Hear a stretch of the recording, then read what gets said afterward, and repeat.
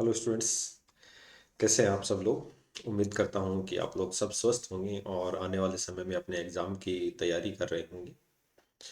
आज का सेशन काफ़ी इम्पोर्टेंट है।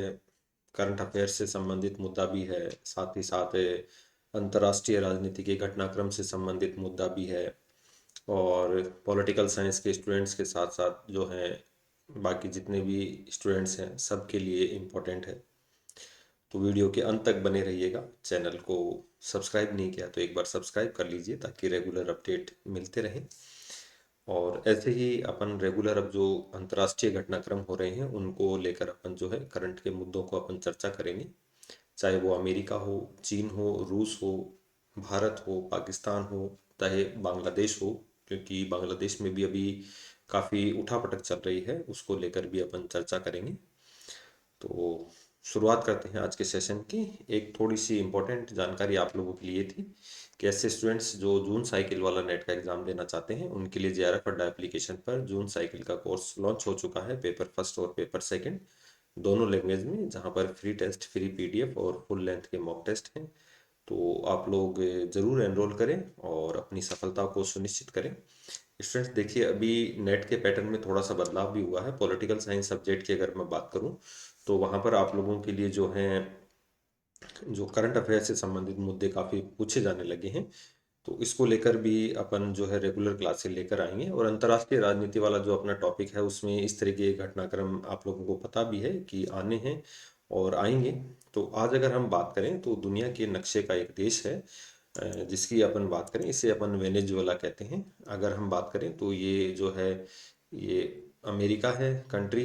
और अगर इसको अपन बात करें तो ये उत्तरी अमेरिका महाद्वीप है और ये दक्षिण अमेरिका, नॉर्थ अमेरिका और साउथ अमेरिका कॉन्टिनेंटल है दोनों। अभी हाल ही में एक घटनाक्रम आप लोगों ने देखा होगा कि ये एक छोटा सा देश है, यहाँ पर द्वीपीय देश है वेनेजुएला। और वेनेजुएला के जो राष्ट्रपति थे निकोलस मादुरो, यहाँ पर अमेरिकी जो कमांडो टीम आती है वो इनको गिरफ्तार करती है और इनके ऊपर ड्रग्स संबंधी आरोप लगाए गए हैं। तो इसकी अपन चर्चा करेंगे। देखिए, अभी पहले किसी ज़माने में ये स्पेन का आधिपत्य था। अभी इसके पड़ोसी देशों की अगर अपन बात करें तो देखिए ये ब्राज़ील है, यहाँ पर काफ़ी फेमस है, अर्जेंटीना है, चिली है, बोलीविया है। तो ऐसे क्या है, ये एक ऐसी कंट्री है, अगर इसकी मैं बात करूं तो थोड़ा सा अगर हम इतिहास की बात करें तो इतिहास में अगर हम चर्चा करें तो अमेरिका वाला जो एरिया है या शीत युद्ध के समय की कोल्ड वॉर की चर्चा करें, विश्व दो भागों में डिवाइड था, एक पूंजीवाद और एक साम्यवाद। तो अमेरिका चाहता था पूरे विश्व में पूंजीवाद फैले और यूएसएसआर चाहता था कि पूरे विश्व में साम्यवाद फैले। 1991 में यूएसएसआर का विघटन हो गया और पूंजीवाद का धीरे धीरे बोलबाला हो गया। संपूर्ण विश्व एक ध्रुवीय विश्व हो गया और एक ध्रुवीय विश्व के साथ संपूर्ण विश्व में जो है अमेरिका को चैलेंज देने वाली कोई महाशक्ति नहीं बची थी। ऐसे में आपने देखा होगा 1945 यूएनओ की स्थापना हुई थी ताकि अमेरिका के वर्चस्व को चुनौती दे सके, विश्व शांति की स्थापना कर सके। चार्टर लागू हुआ, 111 अनुच्छेद लागू हुए और समय समय पर अमेरिका ने उस चार्टर का उल्लंघन भी किया है। और ऐसा ही एक उल्लंघन अभी देखने को मिला है, वो वेनेजुएला में देखने को मिला है। हालांकि अमेरिका ने अपनी इस बात को सही साबित करने के लिए ये कहा है कि इनके ऊपर जो आरोप लगाए हैं, ये आरोप लगाए हैं कि वेनेजुएला जो है वो उनके राष्ट्रपति की भूमिका है अमेरिका में ड्रग्स सप्लाई की, जिनसे इनके युवाओं को काफ़ी नुकसान हो रहा है, देश की इकोनॉमी को काफ़ी नुकसान हो रहा है। तो इस आधार पर इनको गिरफ्तार किया ताकि अंतर्राष्ट्रीय जो घटनाक्रम है इसमें यूएनओ का उल्लंघन नहीं हो, कोई भी देश इसके विरुद्ध आवाज नहीं उठा पाए। एक कारण अपन चर्चा करेंगे कि वेनेजुएला में जो है वो साम्यवाद की स्थापना होने लगी थी धीरे धीरे। सब कुछ सरकार के नियंत्रण में था, लोगों को मुफ्त शिक्षा, आवास वगैरह सब सुविधाएं उपलब्ध करवाई जा रही थी। तो पूंजीवाद भी डाउन हुआ था और जो है साम्यवाद का प्रभाव यहाँ पर धीरे धीरे स्थापित होने लगा था। इसके अतिरिक्त अगर अपन बात करें कि रूस, चाइना और भारत जैसे देशों का यहाँ पर निवेश हो गया था, अमेरिकी कंपनीज को यहाँ पर अलाउ नहीं किया गया। वेनेजुएला दुनिया का सबसे ज़्यादा जो है तेल जो समूह वाला देश है, अपेक कंट्री भी है, लेकिन यहाँ पर दुनिया का सबसे ज़्यादा तेल का भंडारण है। तो अमेरिका के राष्ट्रपति की अगर अपन बात करें, जिनका पहला कार्यकाल था, उन्होंने इस समय भी इसकी चर्चा की थी कि धीरे धीरे जितने भी ऊर्जा संसाधन हैं, तेल की कीमतें हैं, वो अमेरिका निर्धारित करेगा। वहाँ पर अमेरिका ये नहीं चाहता कि वो तेल खरीदे, जबकि वो चाहता है कि वो ऐसे कंट्रीज में अपना आधिपत्य करे और अपना तेल वो है उत्पादन का स्थापित करे। डॉलर जो है उसको चुनौती देने वाले कंट्रीज को भी यहाँ पर कड़ा संदेश दिया गया है कि जो डॉलर की तुलना में जो अन्य जो मुद्राएं हैं उनको नियंत्रित करना है और डॉलर में ही क्या होगा, व्यापार होगा। तो ऐसे कई कारण रहे जो वेनेजुएला पर आक्रमण के रहे। वेनेजुएला हमेशा सुर्खियों में भी रहा है। पिछले अभी कुछ वर्षों में आपने पहले देखा भी होगा, वेनेजुएला में गरीबी इतनी बढ़ गई थी कि यहाँ पर अगर आप बोरे भर के पैसे भी लेके जाते हो तो आपको खाने के लिए दो रोटियां नहीं मिलेंगी।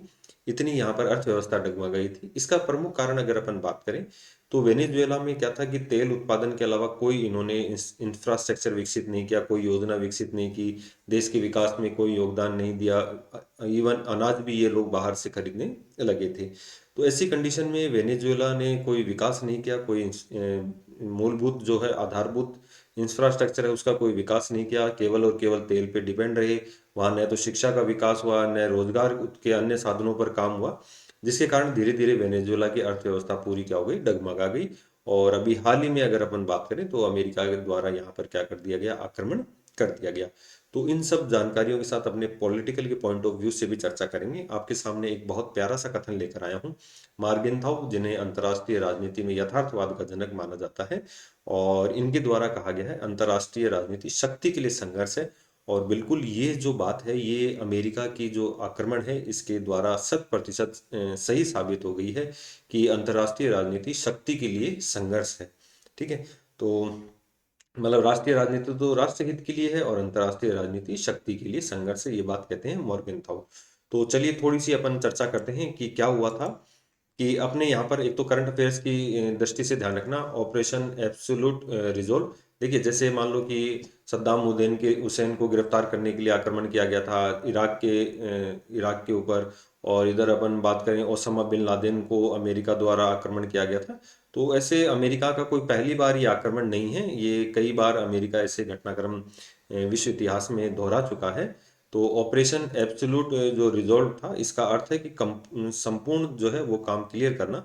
तो हुआ क्या था, 3 जनवरी 2026 मिडनाइट में अमेरिका की जो डेल्टा फोर्स थी, इन्होंने ऑपरेशन एब्सोल्यूट जो रिजॉल्व था इसके माध्यम से वेनेजुएला के जो राष्ट्रपति थे निकोलस मादुरो, तो इनको जो है गिरफ्तार किया और इन्हें अमेरिका के कोर्ट में पेश किया, जहां पर इनके ऊपर आरोप लगाए गए, एक तो नार्को टेररिज्म और ड्रग तस्करी का। ठीक है। ये आरोप इसलिए लगाए गए ताकि यूएनओ का जो चार्टर है उसका उल्लंघन नहीं माना जाए, क्योंकि आप किसी देश में इस तरीके से अटैक नहीं कर सकते हैं बिना यूएनओ की परमिशन के। ठीक है। शायद आर्टिकल नंबर 3 इस बात को कहता है कि आप किसी भी देश में बिना ऐसे आक्रमण नहीं कर सकते बिना यूएनओ की अनुमति के। तो अमेरिका ने आरोप लगाया कि भाई निकोलस मादुरो जो है वो ड्रग तस्करी और नार्को टेररिज्म में संलिप्त हैं, इसलिए उन्हें क्या किया गया, गिरफ्तार किया गया।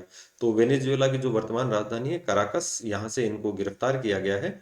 और इसे साइलेंट अटैक कर राष्ट्रपति मादुरो को हथकड़ी लगाकर उनकी पत्नी सहित गिरफ्तार करके अमेरिका ले जाया गया। और यहाँ पर अगर मैं कहूँगा तो मार्गेंथाउ द्वारा जो पंक्तियां कही गई थी वो बिल्कुल सही सिद्ध हुई।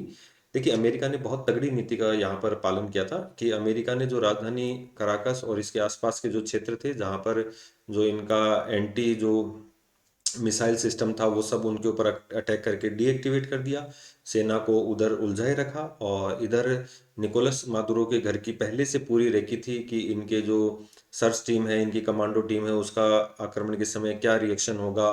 ठीक है। तो वो सब पहले से उन लोगों ने पूरा जो है वो पढ़ रखा था, पूरा अध्ययन कर रखा था इस चीज़ को लेकर।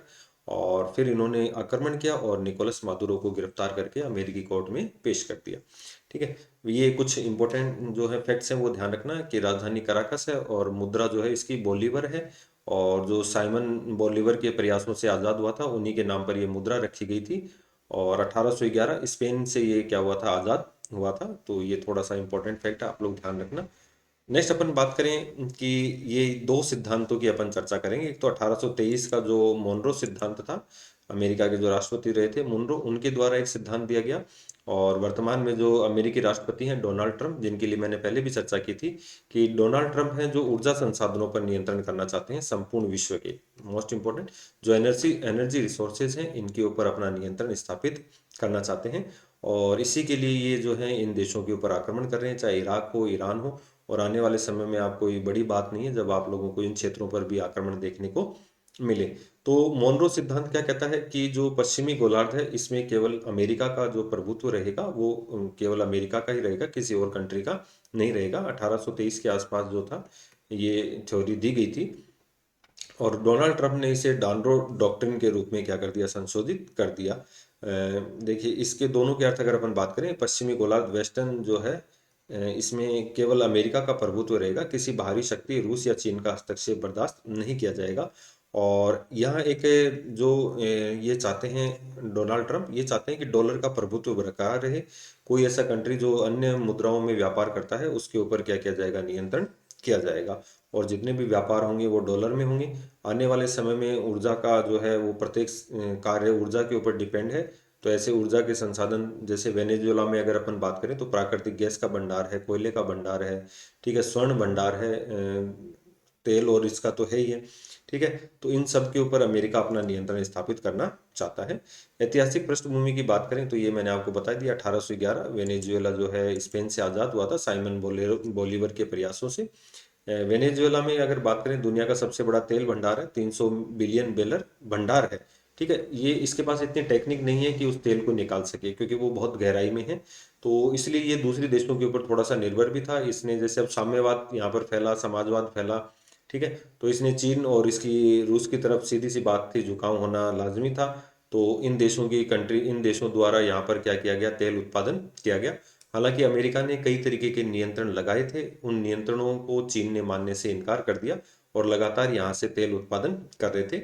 मतलब ये था कि ऐसी कंट्री जो वेनेजुएला से तेल खरीदेंगे, अमेरिका के अलावा किसी कंट्री से तेल खरीदेंगे, तो उनके ऊपर अमेरिका टैरिफ लगाएगा। ठीक है, तो ये सऊदी अरब से भी ज़्यादा है, लेकिन उत्पादन कम है यहाँ पर। तो यहाँ की अर्थव्यवस्था तेल पर निर्भर थी, इसलिए लेकिन यहाँ पर क्या था, भ्रष्टाचार और कुप्रबंध था।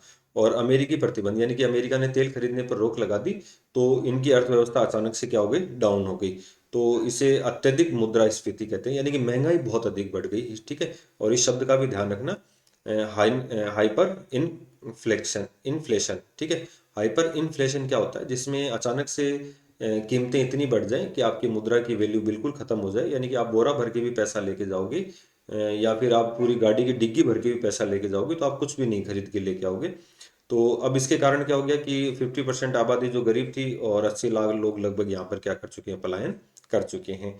ठीक है, तो ये हाइपर इन्फ्लेक्शन ध्यान रखना। भू राजनीतिक कारणों की मैंने आपको बता दी कि वेनेजुएला में रूस और चीन का प्रभाव बढ़ने लगा था समाजवाद के कारण, और अमेरिका चाहता था कि वेनेजुएला के तेल भंडारों पर सरकार का नियंत्रण हो जो अमेरिका के पक्ष में काम करे। तो इन्होंने क्या कर दिया, निकोलस मादुरो को गिरफ्तार कर लिया। ठीक है, और चीन और रूस के प्रभाव आक्रमण के अन्य अगर अपन कारण देखें तो इसमें चीन और रूस का प्रभाव बिल्कुल सही है। नार्को टेररिज्म, यानी कि जो अब अमेरिका ने क्या आरोप लगाया कि वेनेजुएला में तेल कोई दूसरा देश खरीद नहीं रहा, तो यहाँ पर ड्रग्स का उत्पादन हो गया, और वो ड्रग्स की सप्लाई कहाँ पर, निकटवर्ती कंट्री अमेरिका है। तो वहां पर इन्होंने ड्रग्स का क्या कर दिया, और नार्को टेररिज्म फैलाने का आरोप लगा दिया। समाजवादी विचारधारा था, तो अमेरिका चाहता है कि पूंजीवाद रहे, तो इसलिए क्या है, ये इसको समाजवाद को अंत करने के लिए यहाँ पर अमेरिकी कंपनियां खोलना चाहते हैं। अमेरिका को यहाँ पर मनाही थी किसी प्रकार की कंपनी लगाने का। ठीक है, और डॉलराइजेशन की अगर अपन बात करें तो डॉलर के प्रभुत्व को जो चुनौती दे रहे थे, उन देशों को यहाँ पर अपना सख्त संदेश देना था। ठीक है, अब भविष्य और उसके परिणामों की अगर अपन बात करें तो जो बहुध्रुवीय विश्व हो रहा था, मल्टीपोलर विश्व हो रहा था, इसको धीरे धीरे वापस अमेरिका चाहता है कि यूनिपोलर हो, यानी कि वो केवल उसका नियंत्रण हो। और विभिन्न देशों के ऊपर जो ऊर्जा संसाधनों की जो होड़ है उसके ऊपर भी अपना नियंत्रण स्थापित करना चाहता है। तो इसको देखिए, इस आक्रमण को एक तो साम्राज्यवाद के प्रभाव के रूप में देखा जा रहा है, नियो कॉलोनाइज्म जिसको अपन कहते हैं। और ये साम्राज्यवाद की वापसी है, और दुनिया बहुध्रुवीय होने के स्थान पर एक ध्रुवीय हो रही है। और परमाणु हथियारों की होड़ की अगर अपन बात करें तो यूक्रेन और वेनेजुएला की स्थिति देख, अन्य देश सुरक्षा के लिए परमाणु शक्ति संपन्न बनने की कोशिश करेंगे। यानी कि अब जो हथियारों की निशस्त्रीकरण जो था, डी आर्मनाइजेशन, उसके ऊपर जो है वो नियंत्रण होगा, और वापस हथियारों की होड़ बढ़ेगी। ठीक है, तो एक लास्ट में थोड़ी सी समीक्षा की अगर अपन बात करें तो नोबेल पुरस्कार मिला था वेनेजुएला के विपक्षी नेता मारियो कोरोडा को। ठीक है, और जहां जो राष्ट्रपति ट्रम्प चाहते थे कि उनको जो है वो ये पुरस्कार मिले, लेकिन शांति का नोबेल पुरस्कार मारिया कोरोडा को मिला था। और अमेरिका का जहां पर हस्तक्षेप हुआ है, वहां की अगर अपन बात करें तो समान पैटर्न देखने को मिलता है, जन आंदोलन वहां पर शुरू होता है, और धीरे धीरे अमेरिका का हस्तक्षेप प्रारंभ हो जाता है। ठीक है, तो ऐसे क्या है कि धीरे धीरे अमेरिका क्या कर रहा है, विभिन्न देशों के ऊपर अपना अधिकार कर रहा है, और विभिन्न तरीकों से इसको न्यायपूर्ण ठहरा रहा है। ठीक है, तो भारत के अगर प्रभाव की अपन और चर्चा कर लेते हैं थोड़ा सा वीडियो के लास्ट में। तो एक बार स्टूडेंट्स, आप जल्दी से अगर ऐसे टॉपिक पसंद आ रहे हो तो आप वीडियो को लाइक शेयर जरूर करें और कमेंट करके बताएं कि रेगुलर जो अब जैसे अब पाकिस्तान, अफगानिस्तान, ठीक है, इधर बांग्लादेश या अन्य कंट्रीज में जो भी घटनाक्रम हो रहे हैं करंट को लेकर, तो उनको डिटेल से अपन चर्चा करेंगे। तो वीडियो को लाइक शेयर करना ताकि पॉजिटिव रेस्पॉन्स रहे, तो उसके अकॉर्डिंग अपन और बेहतर ढंग से कर पाएँ। भारत पे अगर इसके प्रभाव की बात करें तो तेल की ज़रूरतों के हिसाब से वेनेजुएला से आयात करता था, जो अब घटकर 3 से 6% हो गया है। और भारत की कंपनी है जो ओएनजीसी, इसने निवेश किया था और काफ़ी ज़्यादा निवेश फंसा हुआ है। अगर सबसे ज़्यादा अगर नुकसान होगा तो यहाँ पर चीन को होगा, क्योंकि सर्वाधिक इन्वेस्टमेंट चीन का था, इसके बाद रूस का था। ठीक है, और भारत का भी इन्वेस्टमेंट है, लेकिन भारत को अब इससे नुकसान रहेगा। ठीक है, तो ये अपनी जो इम्पोर्टेंट फैक्ट्स थे उनको लेकर अपन ने चर्चा की। ऐसा अपना एक नया प्रयास था कि अपन ने इसको पूरा लेकर चर्चा की। तो अगर आप लोगों को वीडियो पसंद आए तो लाइक शेयर ज़रूर करना, कमेंट करके बताना कि आगे कौन सा टॉपिक आप पढ़ना पसंद करेंगे। और JRF अड्डा एप्लीकेशन पर संपूर्ण कोर्स अवेलेबल हैं, तो आप वहाँ से उसको परचेज कर सकते हैं। तो आज के सेशन में इतना ही। वीडियो को लाइक शेयर ज़रूर करें। थैंक यू वेरी मच, बने रहें चैनल के साथ।